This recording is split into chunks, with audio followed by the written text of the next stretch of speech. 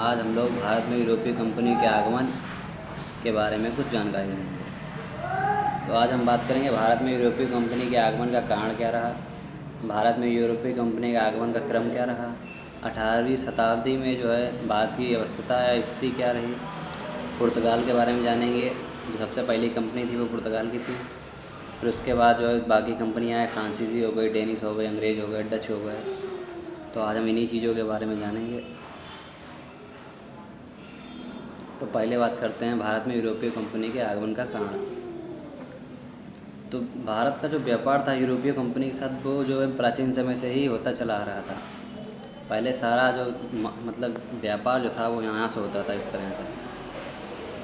तरह से जो है लोग यहाँ से आते थे। उसके तो यूरोपीय जो थे वो यहाँ से इस तरह से भारत में प्रवेश करते थे, और इस तरह से भारत में जो है उनका प्रवेश था। और भारत के साथ साथ वह एशिया की अन्य जगहों पर भी क्या करने जाते थे, अपना व्यापार करने जाते थे। तो सबसे पहली क्या चीज़ थी, वो थी एक मांस का संरक्षण।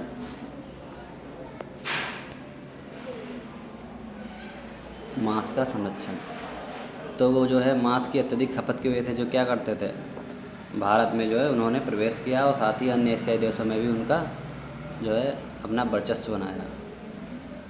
तो उन्होंने मांस संरक्षण तथा अन्य कार्यों हेतु यूरोप से में जो है दक्षिण पूर्व एशिया के मसालों की भारी मांग, क्योंकि मसाले क्या थे, ये जो यूरोप है यहाँ पर, ये अन्य देशों की अपेक्षा थोड़ा ठंडा है। और जबकि इंडिया जो है वो क्या है, यहाँ से 3 रेखा निकलती हैं। पहली रेखा हो गई कर्क रेखा, दूसरी होगी भूमध्य रेखा, और ये तीसरी हो गई है मकर रेखा। तो सूरज जो है उसकी डायरेक्ट रोशनी सिर्फ इन 3 जगहों पे पड़ती है। तो इस वजह से यहाँ पर गर्मी का स्तर काफ़ी ज़्यादा रहता है। और मसालों के जो है उत्पादन में गर्मी की भी आवश्यकता है, बरसात की भी आवश्यकता है। तो इस वजह से जो है एशिया के इन भागों में और अफ्रीका में क्या था, मसालों की जो है अच्छी पैदाइश थी। तो जिस वजह से जो कहीं ना कहीं मसाले की कारण और अन्य भी बहुत से कारण रहे हैं कि क्या हुआ कि अंग्रेज़ जो थे यहाँ पर भारी मात्रा में आए, और मुग़ल जो थे उनके आक्रमण का कहीं ना कहीं कारण जो था धन कमाना था और धन लूटना था, इस्लाम का विस्तार था।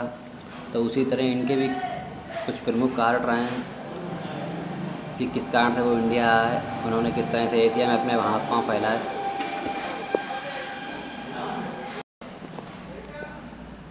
भारत समृद्ध तथा दक्षिण पूर्व एशिया के संसाधनों की जानकारी। तो भारत जो था वो 18वीं सदी तक जो था सबसे रईस देशों में था। भारत जो था वो सबसे रईस देश था 18वीं शताब्दी तक। 18वीं शताब्दी के बाद जो है भारत क्या हुआ, लूट लिया गया अंग्रेज़ों के द्वारा, और जिसके बाद जो है भारत जो था स्थायी रूप से कमज़ोर हो गया। 1453 में उस्मानिया सल्तनत के कुस्तुनिया को जीत लिया गया। परिणाम स्वरूप एशियाई क्षेत्रों के व्यापार व अरब व्यापारियों का, जबकि यूरोपियों के क्षेत्र पर व्यापार पर वेनिस तथा जेनोवा के नवीन स्थापित एक अधिकार को तोड़ना। तो पहले जो था यहाँ से जो यूरोपीय आते थे इस तरह से, और इस तरह से जो यूरोपीय आते थे, तो यहाँ पर बीच में कुस्तुनिया पड़ता है, उस पर क्या कर लिया, जब इस्लाम का उदय हुआ तो यहाँ पर झगड़ा वगैरह चालू हो गया, और इसी के साथ जो है ईरान वगैरह और जितने भी यहाँ के जो अरब देश थे उन सब पर क्या हो गया, कब्जा हो गया। तो तुर्क का ये जो है कुस्तुनिया, ये कहीं ना ये तुर्क का था पहले।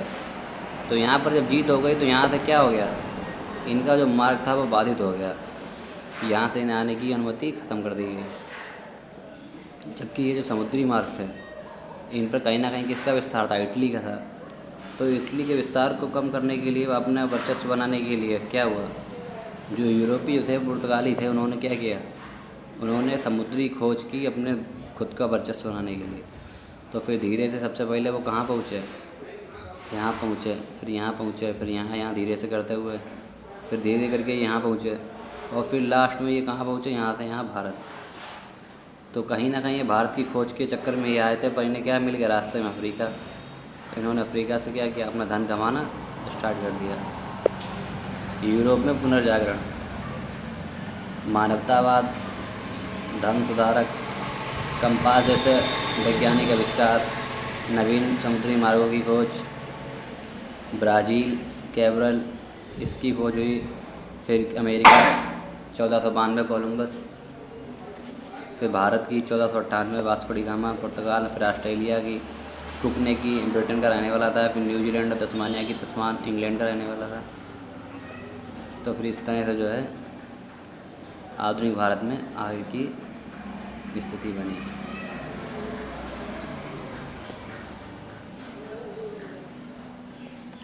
सामंती व्यवस्था के आधार पर बाड़ी के बाद अब पूंजी उद्भव। तो पहली चीज़ क्या आती है, आवश्यकता इनकी कच्चे माल, नवीन बाज़ार, नए बाज़ार बनाना, नए अपना वर्चस्व स्थापित करना बाज़ारों पर।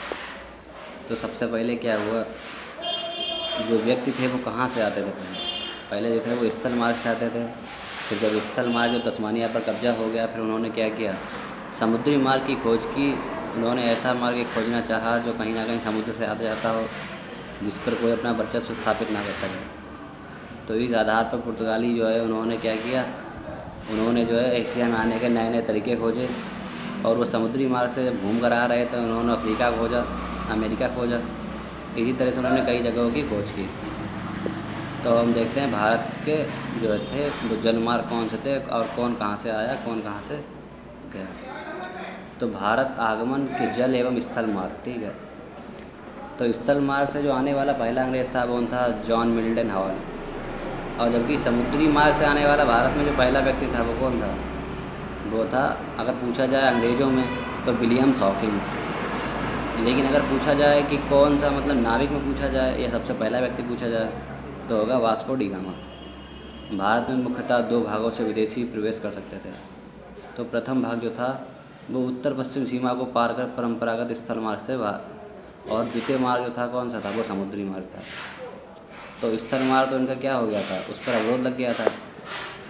तो इस वजह से जो है इन्होंने क्या किया, समुद्री मार्ग की खोज चालू की। तो स्थल मार्ग जो था वो बाल्कन देशों से, जैसे टर्की हो गए, फारस हो गया, ईरान हो गया, इराक हो गया, अफ़गानिस्तान था, तो इन जगह से पहुंचता हुआ फिर ये क्या करता था, खैबर दर्रा, खुर्रम, बोलन तथा गोमल आदि दर्रों से होता हुआ भारत तक पहुंचता था।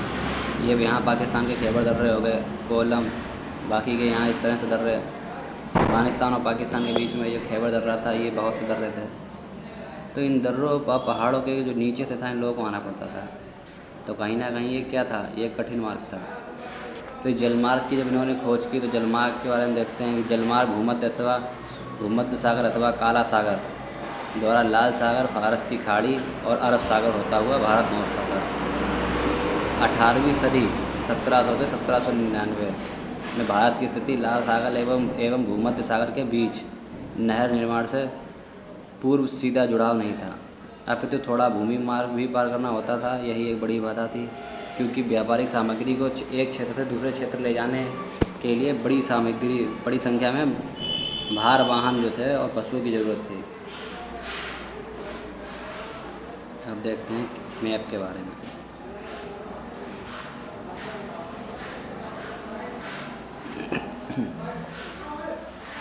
तो यूरोपी यहाँ से चलते थे, आप देख ही रहे हैं किस तरह से यहाँ से यहाँ होते हुए। फिर एशियाई देशों में उन्हें व्यापार करना होता था, फिर वो यहाँ मुड़ जाते थे, यहाँ फिर आगे एशियाई देशों में चले जाते थे। जबकि भारत आने वाले लोग क्या करते थे, यहाँ से इस तरह से जुड़ते थे, इस तरह से आना शुरू किया उन लोगों ने। फिर तीसरा मार्ग उन्होंने ये इस तरह से देखा सीधे। फिर उसके बाद जो था बिल्कुल इन्होंने ऐसा मार्ग देखा जिसमें कहीं भी स्थल की आवश्यकता नहीं थी, सारा का सारा मार्ग कैसा था, समुद्री था। तो इस तरह से उन्होंने फिर क्या किया, भारत की समुद्री मार्ग की खोज की। और इसी के आधार पर हम आगे देखते हैं। अब देखेंगे भारत में यूरोपीय कंपनियों के आगमन का क्रम। तो सबसे पहले जो है पुर्तगाली 1498 में आए। 1498 कंपनी जो थी पुर्तगालियों की, वो उसने सोचा कि भारत में क्या किया जाए, अपना विस्तार किया जाए, व्यापार किया जाए, भारत पर अपना आधिपत्य किया जाए। फिर डच कंपनी जो थी, डच कंपनी आई 1605 में। फिर अंग्रेज़ आए, ईस्ट इंडिया कंपनी 1608 ईस्वी में। 1620 में डेनिश आए, फ्रांसीसी आए 1668 ईस्वी में। और अब इनकी स्थापना के बारे में देखते हैं। तो पुर्तगालियों की जो कंपनी थी वो थी एस्तादो द इंडिया, ये पुर्तगाली कंपनी थी, ये इसका नाम है। और ब्रिटिश ईस्ट इंडिया कंपनी, ठीक है, ये कंपनी थी अंग्रेज़ों की। इसका पूरा नाम था the governor and company of merchant trading into the east Indies. तो इस तरह से इसका पूरा नाम था, लेकिन इसका ब्रिटिश ईस्ट इंडिया शॉर्ट में नाम है, या ईस्ट इंडिया कंपनी। तो इसके बाद जो अगली कंपनी थी वो थी कौन सी, डच की कंपनी, वेरिंगले ओस्ट इंडिसे कंपनी। तो इसका क्या था, ये 1602 में बनी थी, ये 1600 में बनी थी, ये 1498 में बनी थी। आप देखते हैं डेनिश ईस्ट इंडिया कंपनी, ये डेनिश की थी, ये 1616 में बनी थी। कंपनी देश इंदेश ओरिएंटलेस, ये फ्रांसीसी कंपनी थी, ये कब बनी थी, 1664 में। आप देखते हैं आगे।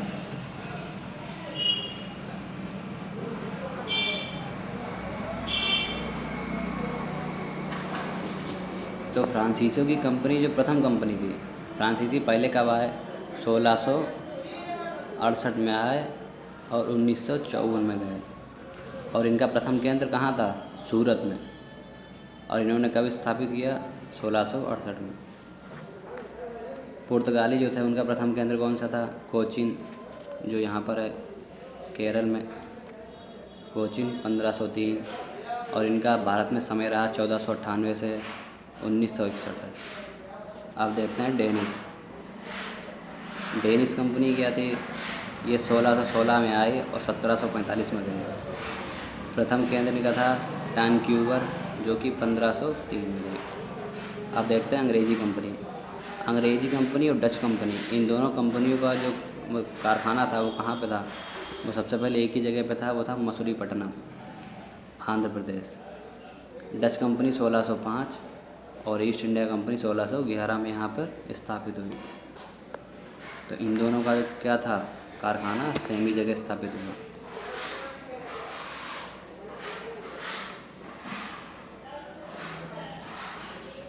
अब हम लोग देखते हैं 18वीं सदी में भारत की अवस्था, condition of India in the 18th century. 18वीं शताब्दी से पूर्व यूरोपीय जातियों ने भारत में व्यापारिक गतिविधियों पर ध्यान केंद्रित किया। हालांकि 18वीं सदी के उत्तरार्ध में कर्नाटक, बंगाल आदि में राजनीतिक हस्तक्षेप प्रारंभ किया गया, जिसका कारण निम्नलिखित तत्कालीन स्थिति थी। तो पहले क्या थी, राजनीतिक परिस्थितियाँ। तो मुग़ल साम्राज्य का पतन, ये भी एक बहुत बड़ी थी, विदेशियों के लिए बहुत ही अहम हिस्सा था, क्योंकि अंतिम जो थे वो कौन थे, शासक बहादुर शाह जफ़र, मुस्लिम शासक थे। बहादुर शाह जफ़र के बाद क्या हुआ, मुसलमानों का पतन हो गया मुग़ल शासक के बाद। और दूसरा क्या था, नवीन राज्य जैसे बंगाल, हैदराबाद, अवध का उदय। नवीन शक्तियों का जैसे मराठा, राजपूत, सीरत, जाट का उदय। केंद्रीय शक्ति का अभाव व राजनीतिक बिखराव। क्या था, कोई केंद्रीय शक्ति नहीं थी, रियासतें अपने जो है अपना राज्य स्थापित करना चाहती थी। और भारत में उस समय सभी जो थे क्या चाहते थे कि उनका राज्य स्थापित हो। तो कोई ऐसी शक्ति नहीं थी जो उन्हें मतलब जो है जोड़ के रखती, तो ऐसी कोई केंद्रीय शक्ति का ना होना।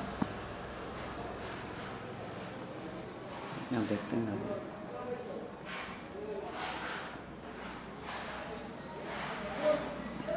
आर्थिक परिस्थिति, विश्व की समृद्ध अर्थव्यवस्था। भारत जो था वो 18वीं सदी तक पूरे विश्व का सबसे धनी मतलब जो था देश था।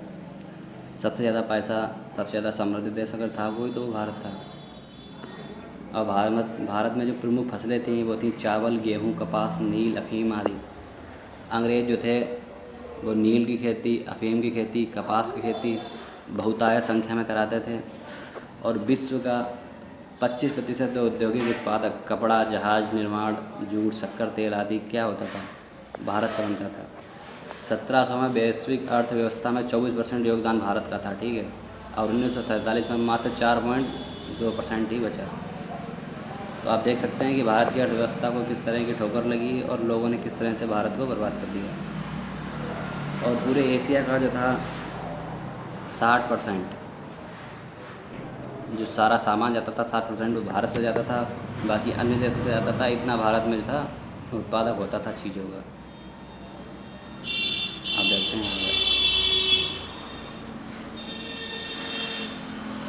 सामाजिक परिस्थितियाँ, एक वर्ण व्यवस्था, जाति व्यवस्था जिसे कहते हैं, और वर्ण आधारित भेदभाव, बाल विवाह, जाति व्यवस्था, एक सती प्रथा वगैरह है, बहु विवाह, महिला शिक्षा का अभाव, ये चीज़ों का भी बहुत ज़्यादा प्रभाव पड़ा भारत में और आज भी देखने को मिलता है। अब पदानुक्रम देखते हैं इनका।